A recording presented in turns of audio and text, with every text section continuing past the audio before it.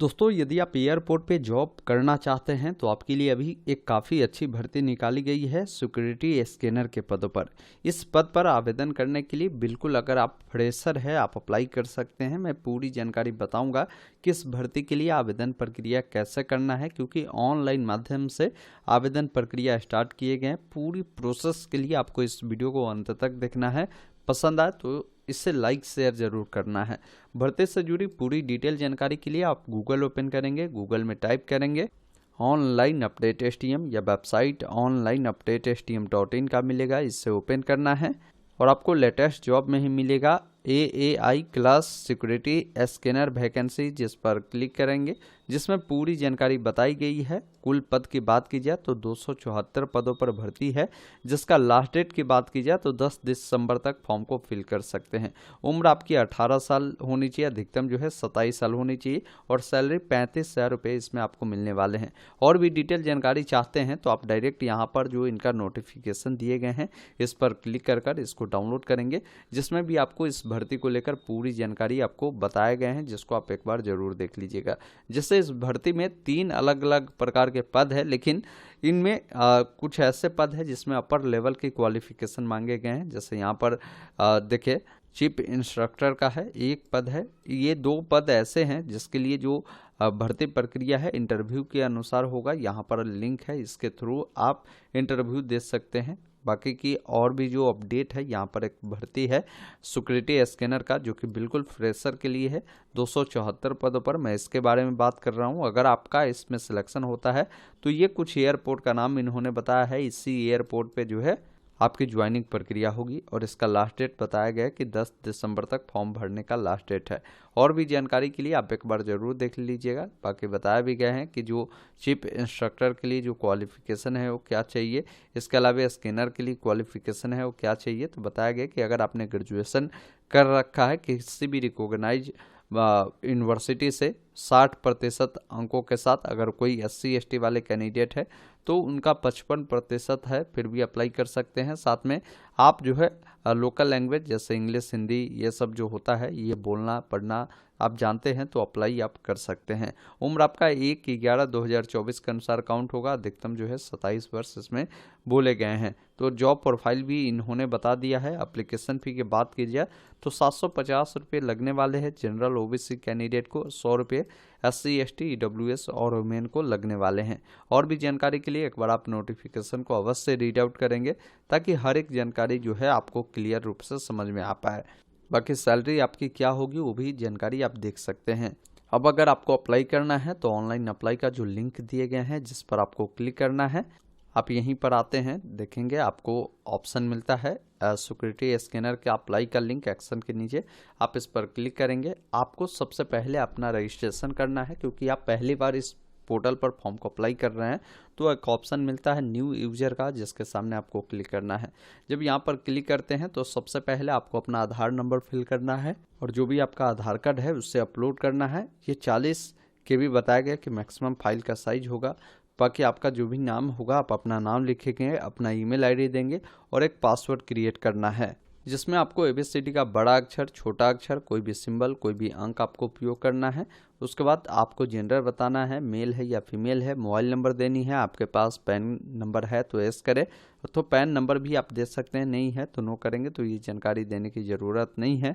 आपके पास पासपोर्ट है तो यस करें, तो फिर पासपोर्ट नंबर और पासपोर्ट को अपलोड करने की ज़रूरत है, नहीं है तो नो करेंगे। बाकी ये जो कैप्चा कोड दिख रहा है आपको इस बॉक्स में देना है।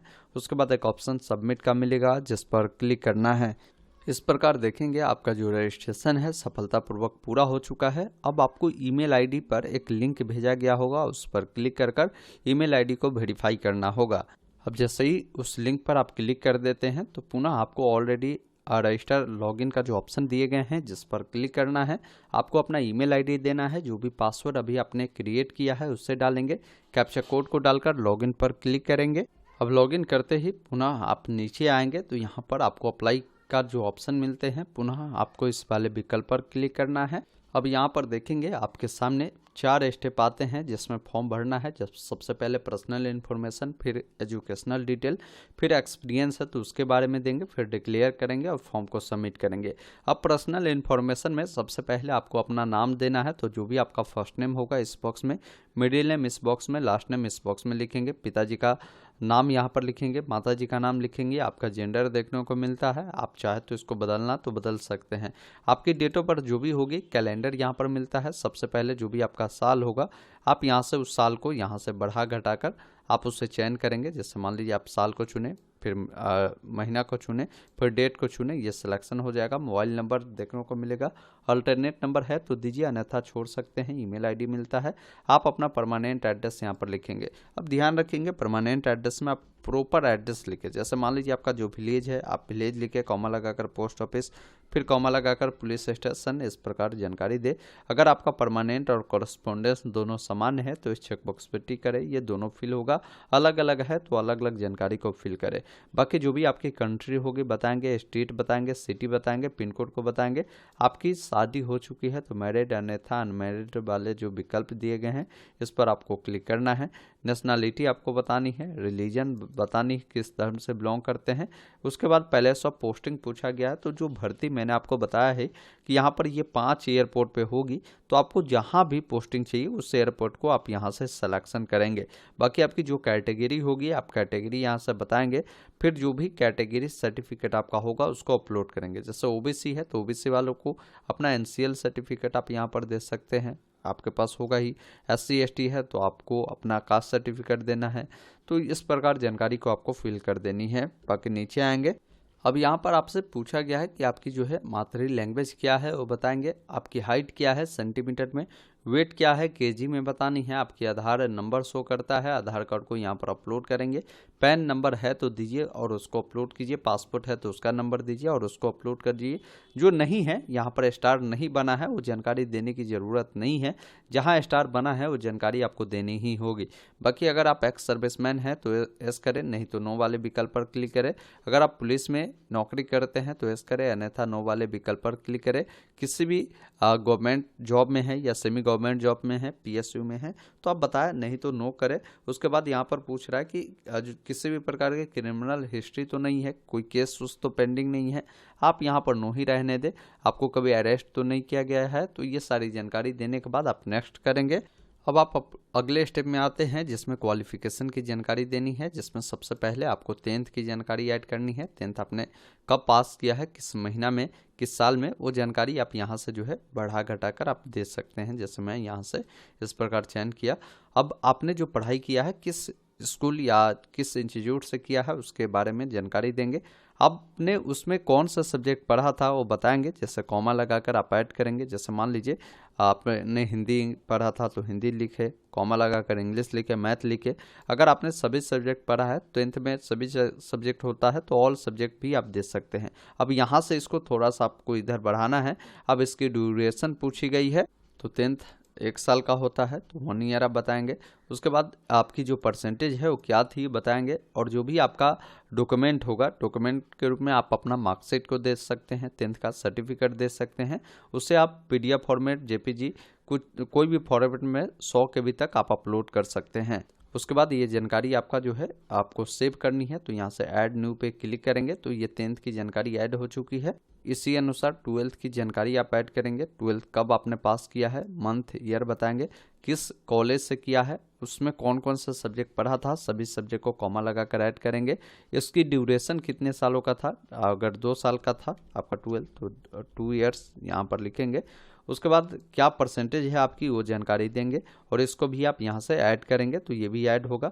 फिर इसी अकॉर्डिंग क्या करना है आपको, ग्रेजुएशन के बारे में भी जानकारी को ऐड कर देनी है। कब पास किया, किस यूनिवर्सिटी से पास आउट किया है आपने, उसके अलावा कौन सा सब्जेक्ट आपने पढ़ा था, कितने सालों का आपने ग्रेजुएशन किया है, क्या परसेंटेज है, और जो भी मार्कशीट है या सर्टिफिकेट है उसको ज़रूर यहाँ पर अपलोड आप कर दीजिएगा। इस प्रकार ये जानकारी आपको देनी है।